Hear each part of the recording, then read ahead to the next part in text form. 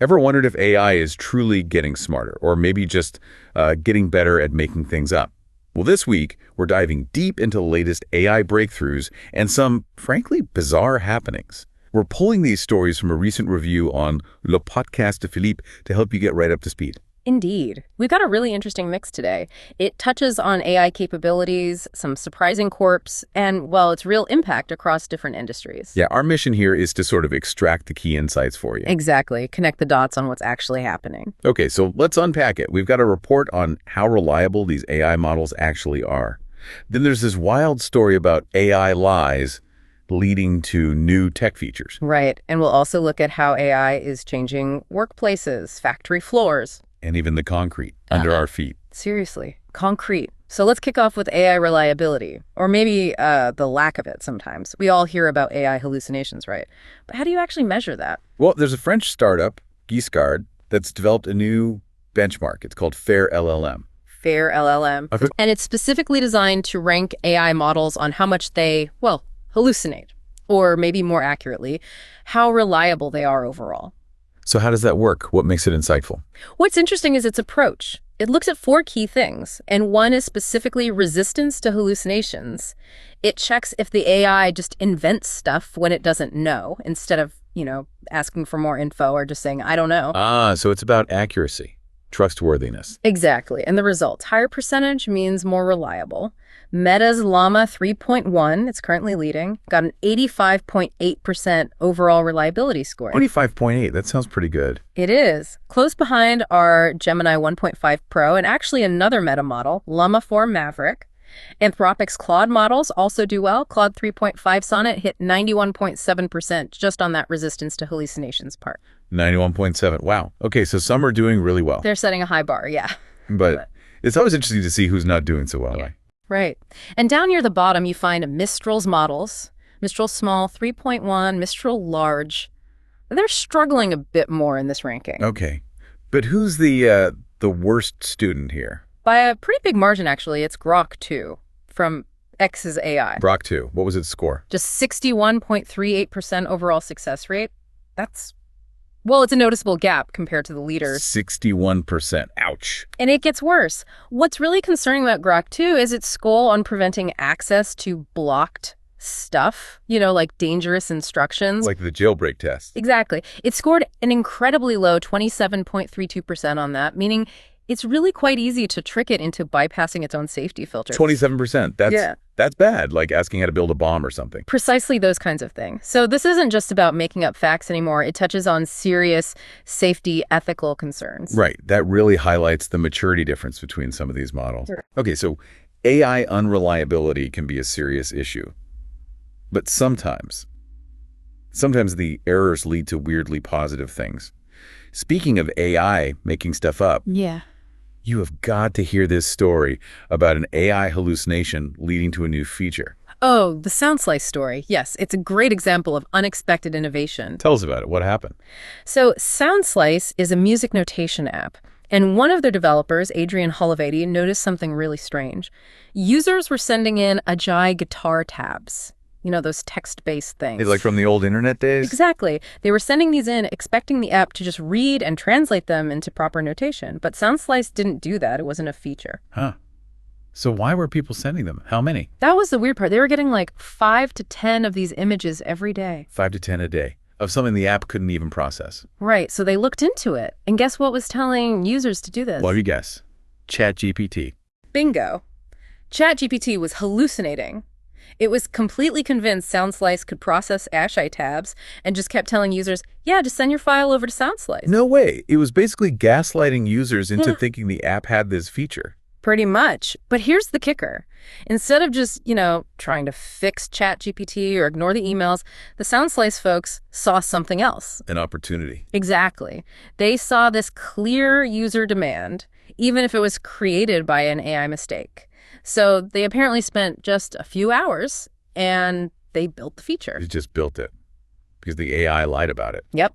And this has led to this brilliant new term, gaslight-driven development. Gaslight-driven development. I love it. So an AI's mistake pushes developers to build something new. Precisely. It's apparently one of the first known cases where an AI hallucination directly led to a real software feature being created. That's incredible. So maybe next time your AI assistant confidently makes something up, check if it's accidentally a good idea. Huh.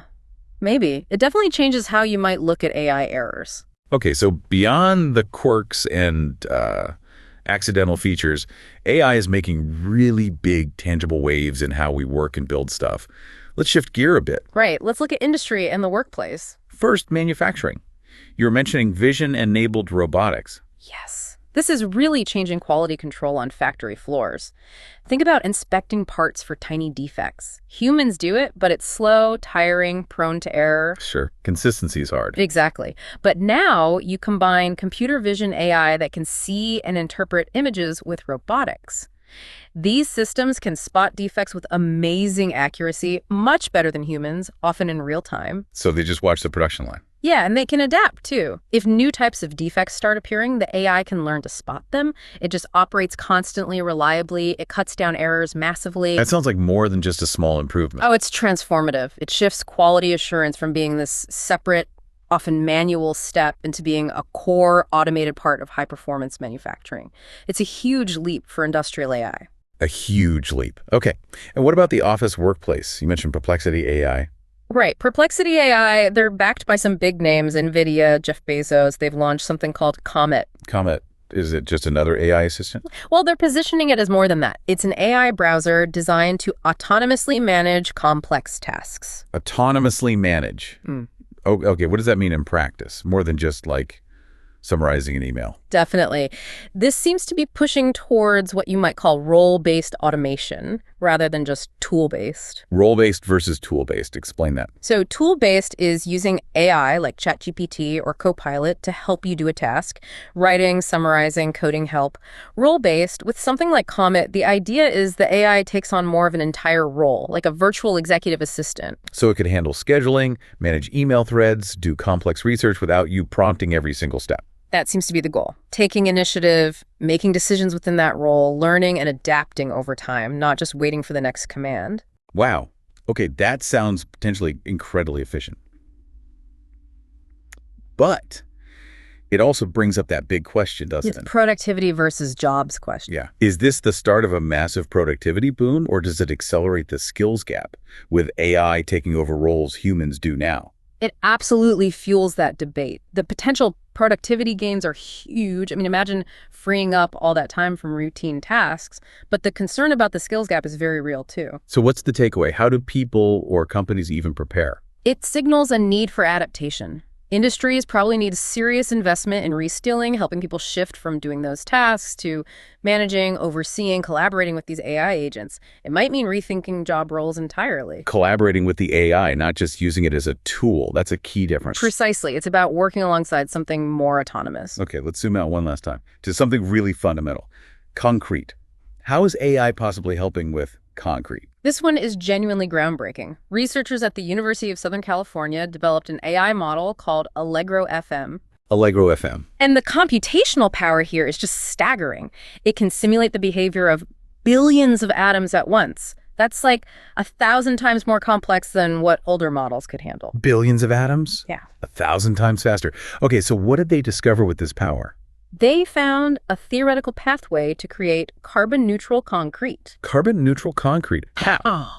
Concrete production creates a ton of CO2, right? Like 8% of global emissions. Exactly. But this AI model allows them to simulate precisely how to capture that CO2 and basically put it back into the concrete itself as it's made. You just put the CO2 inside the concrete? Essentially, yes. You integrate it chemically. It turns the CO2 from a waste product into part of the material. It closes the loop, making it carbon neutral. That is incredible. There you go.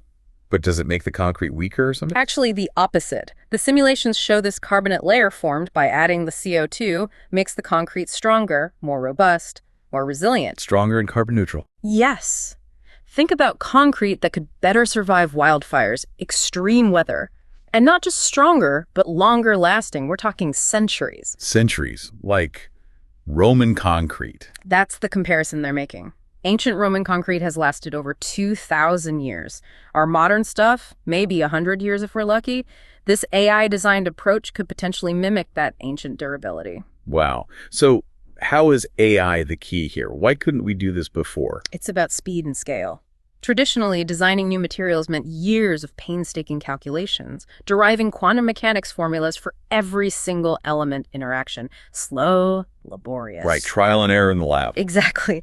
Allegro FM uses machine learning. It generates huge training data sets and learns to predict how atoms interact across, get this, 89 different chemical elements. 89 elements. So it's like a super fast virtual lab. Precisely. It lets scientists design and test these futuristic materials incredibly quickly, skipping years of physical experiments. It's accelerating materials science itself. So from checking AI's homework, basically, and seeing its weird mistakes turn into features, to revolutionizing factories, offices, and even making super strong, eco-friendly concrete, AI is just changing things at an unbelievable pace.